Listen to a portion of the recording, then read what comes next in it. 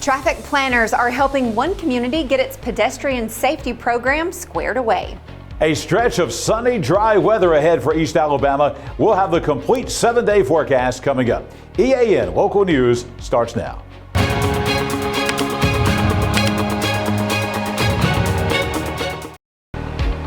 This segment of EAN Local News is brought to you by Waldrop Metal Buildings, custom metal buildings built right here in Anniston.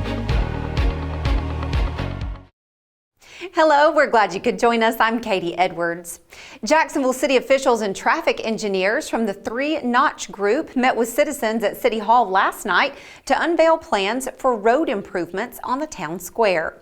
The city is working with the Alabama Department of Transportation to make the busy square safer for pedestrians and shoppers who park in front of the businesses. Mayor Johnny Smith talked with EAN News about the biggest changes that need to be made. Well, you know, one of the big problems we have now is people feel like they have difficulty backing out into the traffic. They stop and shop. They'll have an opportunity to pull out of the traffic main flow and have parking to the side. And I think it's going to make that a lot safer. Also a lot safer for pedestrian traffic. Smith said the plans will be completed after the engineers review comments made by area residents. He was asked how much the project is expected to cost. We're hoping it's going to be under $1 million because we got an $800,000 grant with a $200,000 match. So we got $1 million bucks. And architects, engineers so far are saying they think we're going to be okay with that. So we're hoping. Matt Hawes, one of the engineers from the 3-Notches group, says he believes the work can be done within the budget. Part of the current plan calls for the traffic lanes to be moved closer to the square, and a barrier will be constructed to separate the parking spaces from those lanes. The pedestrian crossings at the north and south ends of the square will be split into 2 segments with a median safety zone built in. All of the crossings will feature pedestrian lights to signal to traffic that people are about to cross the road. What the difference in it and say a static highway sign that just shows pedestrian crossing here is that it has a rapid flashing light that really gathers the attention of the motorists. So as you're approaching, if you see that flashing, you know that somebody has activated that button and that there's somebody that's actually crossing at that moment. And so studies have been shown that that will increase yield rates for the motorists yielding at the crosswalk up to 98% more than if you didn't have that. Hawes says once the plans are finished, it should take about 3 or 4 months for the changes to be made to the town square. Their goal is to have the project completed by next spring. When we return, a citizen forum is planned for next week to discuss major issues. Big dreams deserve a strong foundation. Whether you're starting a business, building a backyard shop, or just need more space, Waldrop Metal Buildings is ready to help. Every project is built to fit your vision, your style, and your budget. Let's bring that dream to life. Call Waldrop today.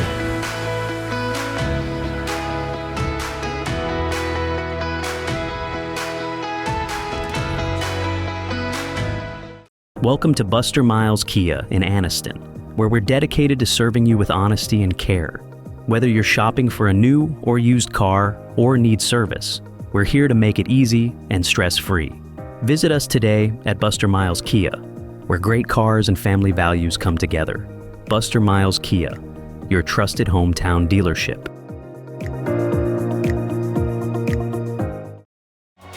This segment of EAN Local News is brought to you by WM Grocery, located in Heflin, Wadowee, Roanoke, and in Piedmont. Anniston now has 11 candidates seeking to fill the 4 city council seats this summer, and 5 candidates are vying to be mayor. Candidate registration is complete, and the only council member facing no opposition is Ward 3 Representative Joe Harrington, who was appointed this summer to fill a vacancy. In Ward 1, incumbent Lewis Downing faces 3 challengers: Ben New, John Squires, and Brenton Tolson. Ward 2, incumbent Demetric D.D. Roberts is being challenged by 3 opponents: Dan Hughley, Lachey Robinson, and Erica Tolson. Ward 4, Councilwoman Millie Harris is not seeking re-election, so the contest for her position is a battle between Julie Moss and Ashley Wilson. 5 people are running to become Anniston mayor, including incumbent Sierra Smith, who was appointed to fill out the term of Jack Draper. Also in the mayor's race are recently retired Anniston City Manager Stephen Folks, former City Councilman Ben Little, downtown business owner Kevin Cheatwood, and Michael Woods. All of those candidates have been invited to take part in a public forum next Thursday evening at the Anniston City Meeting Center. The event is being organized by the Calhoun County Area Chamber and Visitors Center, and citizens are encouraged to come and meet the people running for the City Council.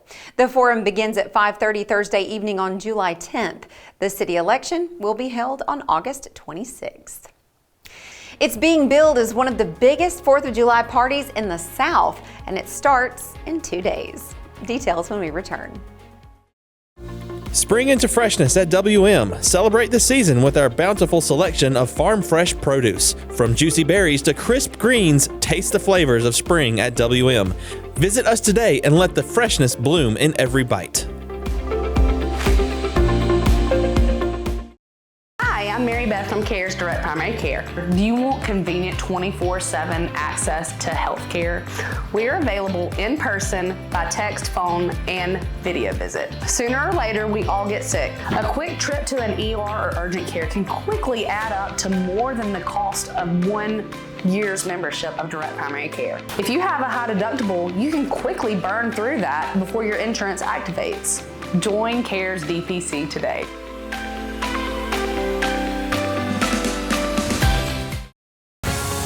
This segment of EAN Local News is brought to you by Oxford Lumber. Come visit any of our locations in Oxford, Jacksonville, Talladega, and Roanoke.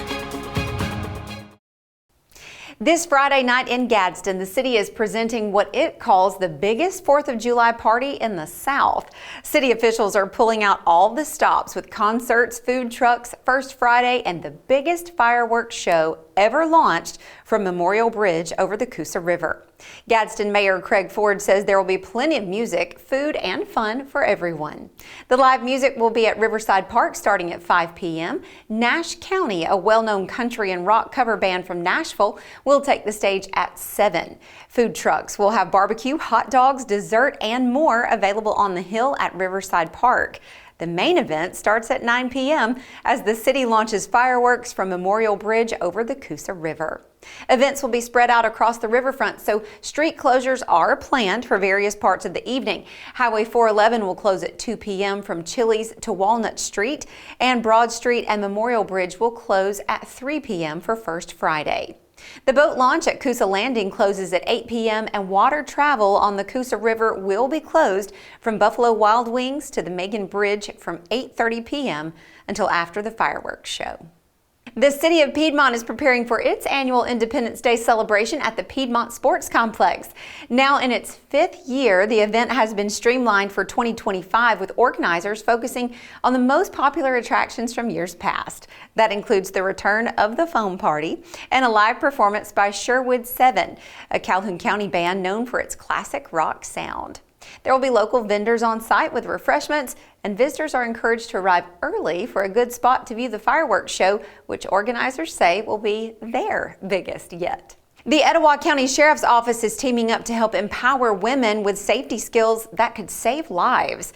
They're partnering with Gadsden State to offer an advanced women's self-defense class on August 2nd in Boaz. The free class is open to women ages 13 and up and includes hands-on self-defense techniques, firearm safety, and legal guidance.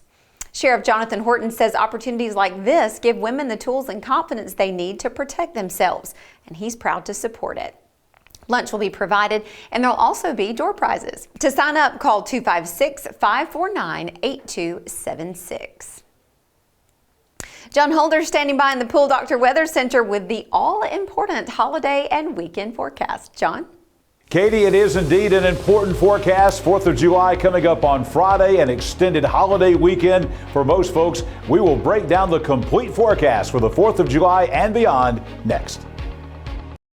This spring and summer, get it done right with Oxford Lumber, your hometown partner for projects big or small. From refreshing your garden to upgrading your outdoor space, we've got everything you need. Check out our full garden center and gear up on our Stihl showroom, chainsaws, blowers, trimmers, and more. Ready to grill? We've got Big Green Egg, Traeger, and Blackstone to fire up the fun. Since 1985, Oxford Lumber has been built on tradition and focused on you. Visit us today at any of our 5 locations: Oxford, Roanoke, Talladega, Jacksonville, and Lincoln. Oxford Lumber, where you're treated like family. EAN News would like to thank all our commercial sponsors. Go check out our sponsors' links in the description below. This segment of EAN Local Weather is brought to you by Pool Doctor Custom Pools in Jacksonville. Personal, professional quality. Here's the EAN weather cam, Quintard Avenue in Anniston. Traffic kind of moving slow out there this afternoon, but that's not because of the rain. It was a very nice day, rain-free today for a change across East Alabama. Plenty of sunshine and a few white puffy clouds. That's it here today at the Pool Doctor Weather Center. 89 for the high today, the morning low 72. Very close to where we should be for early July in Alabama. Coming up tonight, a pretty pleasant evening out there all in all. We'll be clear. We're going to be dry for once in the nighttime hours. No chance of rain in the forecast. 67 for the nighttime low overnight tonight. Coming up tomorrow on the eve of the 4th of July, a typical summer day here in East Alabama. We'll have 77 degrees with total sunshine at 9 a.m. by lunchtime.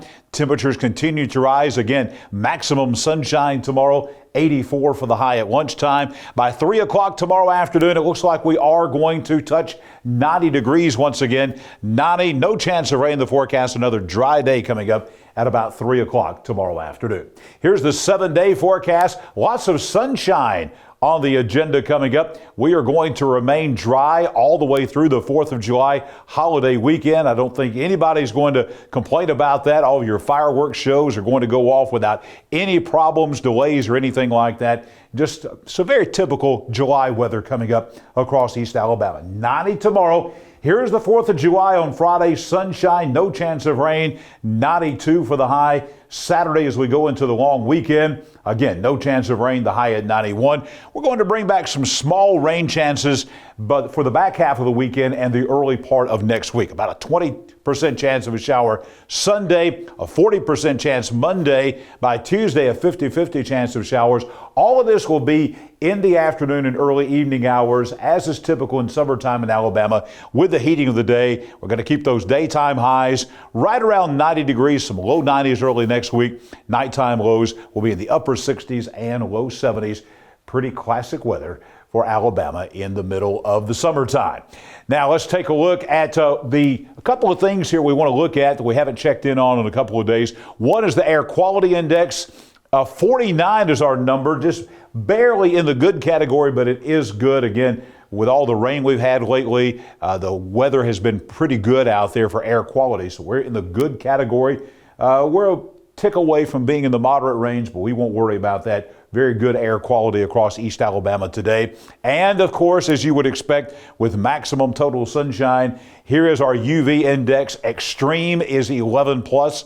We were at 11 plus today in Anniston. This is the number for Anniston, and we are going to remain here. We expect this number to stay right at 11 plus going into tomorrow, the 4th of July, Saturday, probably Sunday as well. It may be the early part of next week before we knock this number down. And even in the early part of next week, that number is still going to remain very high. We don't see any clouds and any widespread shower and thunderstorm activity coming for the next several days. So take care out there. A lot of folks are going to be outdoors doing outdoor activities in the middle of the day with the 4th of July coming up. Make sure to put on that sunscreen. Protect yourself from those dangerous UV rays, especially in the middle of the day. I'll be back here tomorrow morning. We'll have your Thursday weather at a glance. And of course, right back here tomorrow night for EAN Local News as we'll detail that weekend forecast, including the 4th of July in depth coming up tomorrow. When we come back, we've got some community news for you. You stick around after the break. Katie will be right back.